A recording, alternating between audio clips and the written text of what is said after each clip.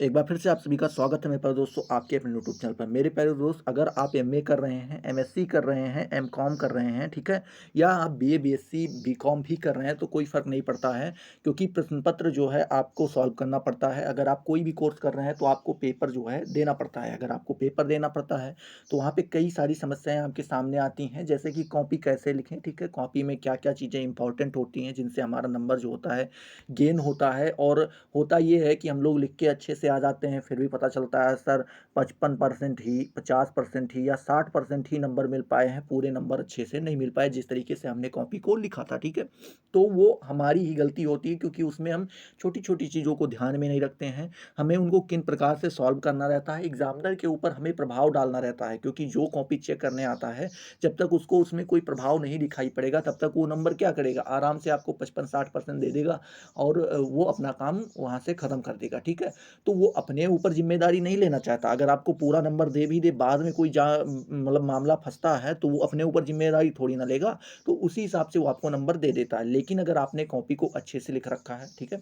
और आपने छोटी-छोटी चीज़ों को ध्यान में रखा है, तो एक बार वो कॉपी चेक करते वक़्त ये भी ध्यान में रखता है कि अगर इस बंदे ने इतने मेहनत और इतने डेडिकेशन के साथ अपनी कॉपी को लिखा है, तो उसको जो है नंबर मिलना चाहिए। नहीं तो हो सकता है ये उल्टा हमारे ऊपर कुछ ना कुछ करवा सकता है। मतलब आप समझ सकते हैं, बहुत सारे बच्चे होते हैं जो कोर्ट वगैरह में चले जाते हैं। हालाँकि वैसा आजकल के ज़माने में कोई कर नहीं रहा है।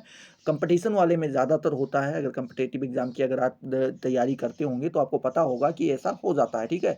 तो ये कहीं न कहीं उसके ऊपर दबाव बना रहता है। होता तो नहीं, लेकिन दबाव उसके ऊपर बना रहता है और वो आपको अच्छे से अच्छा नंबर देने का प्रयास करता है, ठीक है? चलिए, तो अभी हम देखते हैं कॉपी कैसे लिखें? आपके मन में ये प्रश्न उठ रहा होगा, क्योंकि 2022 का पेपर कुछ यूनिवर्सिटीज़ का हो गया है, कुछ यूनिवर्सिटीज़ का स्टार्ट हुआ है और कुछ यूनिवर्सिटी का स्टार्ट होने वाला है, ठीक है? तो इन सारी चीज़ों के बारे में जानकारी देने वाले हैं आपको कि कैसे लिखेंगे। आपके मन में ये भी प्रश्न आता होगा कि सर पहले अति लघु उत्तरीय प्रश्न करें, लघु उत्तरीय प्रश्न करें या फिर दीर्घ उत्तरीय प्रश्न करें। हमें यही नहीं समझ में आता कि कहाँ से स्टार्ट करें, ठीक है? चलिए, और आपको कभी-कभी ये होता है कि आप कम पढ़ के जाते हैं या आप उतना नहीं पढ़े रहते हैं, आपके सामने कई-कई प्रश्न ऐसे आ जाते हैं, जैसे मान लीजिए आप लघुत्तरी में आपको 10 प्रश्न दिए जाते हैं और दसों करने अनिवार्य होते हैं, ठीक है? उसमें से आपको 8 के जवाब आते हैं, 2 के जवाब आते ही नहीं हैं, तो आप उनका जवाब कैसे देंगे, इसके ऊपर भी हम वीडियो बनाने वाले हैं, ठीक है? उसके ऊपर थोड़ी बहुत मेहनत हो रही है। जैसे ही वो पूरा क्लियर हो जाता है, वो आपके ऊपर वीडियो उसके ऊपर वीडियो बना के आपके सामने पेश कर दिया जाएगा, ठीक है? क्लासें इस वक़्त थोड़ा ढीली चल रही हैं, तो आप उसके लिए मैं उसके लिए क्षमा प्रार्थी हूँ आप सबसे, क्योंकि थोड़ा अभी इधर समझ रहे हैं ना, शादी वगैरह का माहौल है। थोड़ा 1 आध 2 रिश्तेदार मतलब हमारे ही रिलेशन में शादी वगैरह थी, तो इसीलिए जो ये सारी चीज़ें डिले चल रही थी, ठीक है? तो चलिए देखते हैं। आप पहली बात तो ये ध्यान में रखिए कि आपको वहाँ पे 2 पेन लेकर के जाना है, एक काला, एक नीला, ठीक है? ये पेन आपके होने चाहिए, ठीक है? उसके बाद आप एक हाइलाइटर लेकर जाएँगे, एक स्केल पटरी लेकर के जाएँगे, ठीक है? और उसके बाद और भी चीज़ें अगर आपके पास हैं सजावट के लिए, ठीक है, स्केच वगैरह, तो इन सारी चीज़ों का प्रयोग आप कर सकते हैं। तो पहले आपको क्या करना है कि आपको स्केच से अपना जो है प्रश्नोत्तर संख्या डालना रहता है, उसको आप स्केच से डालिए, ठीक है। उसके बाद जो हेडिंग्स होती हैं उनको आप ब्लैक पेन से डालिए और बाकी के आंसर जो है आपको क्या करना रहेगा, उनको नीले पेन से लिखना रहेगा, ठीक है। आपको जल्दबाजी बिल्कुल नहीं करनी है। आप चाहे पहले कुछ दिन पहले प्रैक्टिस ही कर लें। अगर मान लीजिए आपका पेपर 10-15 दिन में होने वाला है, तो आप 1 आध पेज, 2 पेज डेली लिख डाला कीजिए, जिससे आपकी क्या एक प्रैक्टिस, एक हैबिट बनी रहेगी। नहीं तो अगर आप पहले दिन ही लिखने जाएँगे तो आपका वहाँ पे क्या होगा कि एकदम अरे भाई घुटन टाइप की होने लगी, क्या कर रहे हैं? अरे छोड़ो, हो गया, पास होने भर का तो हो ही गया है। उसके बाद आप राइटिंग खींच के लिखने लगेंगे, राइटिंग नहीं बनेगी, ये सारी समस्याएँ आपके सामने आएँगी। फिर आप कहोगे सर क्या हुआ, मैंने तो पूरा लिखा था, नंबर नहीं मिला। तो अभी आपको क्या करना चाहिए, थोड़ी बहुत प्रैक्टिस कर लेनी चाहिए, ठीक है? उसके बाद जो आपने ब्लैक कलर से हेडिंग्स को डाल रखा है, उनके ऊपर हाइलाइटर चला दीजिए। हाइलाइटर कई सारे कलर के आते हैं, ठीक है? तो वो आप अपने हिसाब से चूज़ कर लीजिएगा जो आपको पसंद हो। हाइलाइटर को आप जब चला देंगे तो आपका जो प्रश्न है वो और भी देखने में इफ़ेक्टिव हो जाएगा। आप जब उसको देखेंगे तो कहेंगे अरे भाई हाँ, अब मज़ा आ गया। तो एग्ज़ामिनर जब देखता है कि उसने कई सारी चीज़ों का प्रयोग किया है, स्केच का प्रयोग किया है, पेन का और उसके बाद हाइलाइटर्स का भी प्रयोग किया है, उसके बाद एक लाइन अगर आप स्केल से खींच दे रहे हैं, ठीक है? छोटी-छोटी चीज़ों पर ध्यान दे रहे हैं, तो जो एग्ज़ामिनर है, जो कॉपी चेक करने आता है, जब वो सोचता है कि भाई इतनी छोटी-छोटी चीज़ों पे अगर ये ध्यान दे रहा है, तो इसको नंबर पूरा मिलना चाहिए, नहीं तो बाद में बवाल भी खड़ा हो सकता है, तो इसलिए वो आपको पूरा नंबर देता है।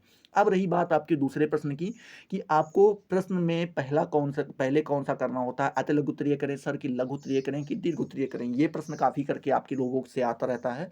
तो इसमें भी आपको घबराने की बिल्कुल ज़रूरत नहीं। घबराने घबराने की ज़रूरत क्यों नहीं मेरे प्यारे दोस्त, क्योंकि आपको यहाँ पे मैं बता रहा हूँ कि जो ये अति लघु उत्तरीय, लघु उत्तरीय, दीर्घ उत्तरीय एक सीक्वेंस में दिया होता है। पहले आपको अति लघु उत्तरीय दिया जाता है कि आपको 10 प्रश्न या 5 प्रश्न या कहीं-कहीं पे 15 प्रश्न, कई-कई यूनिवर्सिटी ऐसी हैं जहाँ पे अति लघु उत्तरीय प्रश्न आते ही नहीं हैं, ठीक है? तो उन लोगों को घबराने की ज़रूरत नहीं है, अगर आप में नहीं आता है तो आपको कोई करने की ज़रूरत नहीं, वहाँ पे केवल लघु उत्तरीय और दीर्घ उत्तरीय पूछ लेता है, ठीक है? और कुछ यूनिवर्सिटीज़ ऐसी हैं जहाँ पे लघु उत्तरीय, अति लघु उत्तरीय और दीर्घ उत्तरीय तीनों आते हैं। तो अभी आप ध्यान दीजिएगा, अगर आप में अति लघु उत्तरीय आता है, तो पहले आप अति लघु उत्तरीय वाले सेक्शन को कवर कर लीजिए, ठीक है? क्योंकि उनका प्रश्न जो है आपको 50-50 शब्दों में या 100-100 शब्दों में कहीं-कहीं पे ऐसे आपको देना रहता है, ठीक है?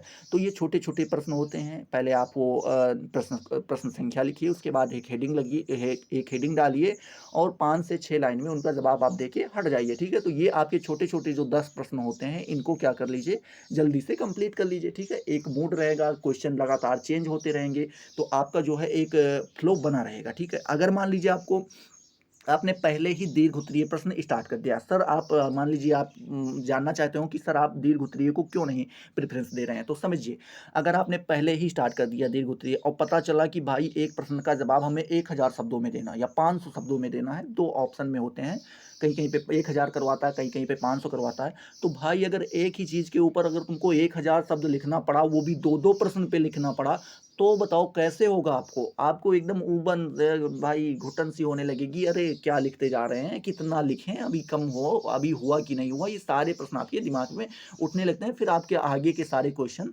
गड़बड़ होते चले जाते हैं। अगर एक बार आपका मन उठ गया कॉपी से, तो फिर आप उन चीज़ों को अच्छे से लिख नहीं पाएँगे। तो इसलिए पहले अति लघु उत्तरीय छोटे-छोटे प्रश्नों को कवर कीजिए और वो प्रश्न जो है लगातार बदलते रहते हैं, चेंज होते रहते हैं, कहीं एक प्रश्न यहाँ से, एक प्रश्न वहाँ से, ठीक है? तो उनका अभी आपके ऊपर ये मतलब एक वीडियो और भी बनाने वाले हैं जिसमें आपको बताएँगे कि जो प्रश्न आप नहीं पढ़ के गए हैं, उनका जवाब कैसे दें, ठीक है? उसपे भी आपको नंबर चाहिए होगा क्योंकि वहाँ पे पूरा-पूरा क्वेश्चन करके हमें आना होता है, ठीक है? अब जब आपका लघु उत्तरीय वाला सेक्शन कवर हो जाता है, फिर आप लघु उत्तरीय में उतरिए, वहाँ पे आपको नंबर भी ठीक-ठाक मिलता है और प्रश्न भी करने रहते हैं, ठीक है? तो वहाँ पे आपको 200 शब्द या कहीं-कहीं पे 300 शब्द आपको देखने को मिलते हैं, तो 200 या 300 शब्दों में आपको जवाब उनका देना होता है। तो फिर आप लघु उत्तरीय वाले सेक्शन को क्या कीजिए, कवर कीजिए, ठीक है? अब जब आप अति लघु उत्तरीय कर चुके हैं, लघु उत्तरीय वाले सेक्शन को कवर कर रहे हैं, वहाँ पे अगर आपका 1-2 प्रश्न छूट जाता है, तो कोई चिंता करने की ज़रूरत नहीं, रुक जाइए, फिर उनको लास्ट में कीजिएगा, ठीक है? अभी क्या करना है, आपका अति लघु उत्तरीय हो गया, लघु उत्तरीय हो गया, ठीक है? अब जितना समय मिलता है, अब मान लीजिए आपके पास मात्र 3 घंटे का पेपर था, जिसमें से आपने 2 घंटे में जो है ये सारी चीज़ कर ली है। अब आपके पास मात्र 1 घंटे बचे हैं या 45 मिनट ही बचे हैं, तो अब बताइए आप क्या करेंगे? अब आपके पास 2 दीर्घ उत्तरीय प्रश्न करने हैं 500 शब्दों में या एक ही प्रश्न करना है 1000 शब्दों में, तो कैसे करेंगे? तो अभी आपको ध्यान में देना है कि इतना सटा के नहीं रखना है, थोड़ा-थोड़ा दूरी-दूरी बना के आपको प्रश्नों को शब्दों को लिखना रहेगा, अपने जवाब को लिखना रहेगा, ठीक है?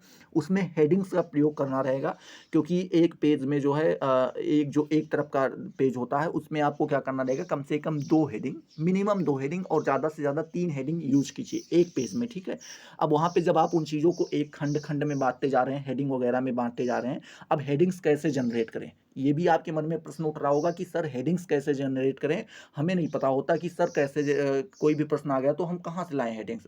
तो उसके ऊपर भी चर्चा की जाएगी, उसके बारे में भी बताया जाएगा। तो अभी इतना आप ध्यान दीजिए कि उनको हेडिंग्स में करके और 3 से 4 पेज में आप उनको आराम से लिख सकते हैं, ठीक है? पहले आप भूमिका बनाइए, फिर उसमें छोटी-छोटी उन चीज़ों को भूमिका में ही उनको 2 से 3 भागों में बाँट दीजिए। आराम से उन भागों को भी 1-1, 2-2 भाग में बाँट दीजिए। ऐसे करके आप 3-4 तो अभी आपका जो लास्ट का समय बचा था, वो केवल दीर्घ उत्तरीय के लिए था, तो आप तब तक लिखते रहिए जब तक आपकी कॉपी जमा ना हो जाए। तो दीर्घ उत्तरीय में जितना लिखेंगे उतना ही क्या होता है, कम होता है। तो ये आपका सीक्वेंस रहा। आई होप ये सारी चीज़ें आपको क्लियर हुई होंगी। अगर क्लियर हुई हैं तो फटाफट वीडियो को लाइक करो, ठीक है? अपने दोस्तों के साथ शेयर भी किया करो। अगर आप अभी तक शेयर नहीं कर रहे हैं तो यार ध्यान रखिए, जो आपके सहपाठी हैं, आपके मित्र हैं, ठीक है? आपके साथ जो पढ़ते हैं उनके साथ क्या कीजिए, इन वीडियोज़ को शेयर कीजिए। सर जो है एमए की क्लासें ले रहे हैं, फर्स्ट ईयर वालों को पढ़ा रहे हैं, ये सब्जेक्ट कवर करवाया जा रहा है।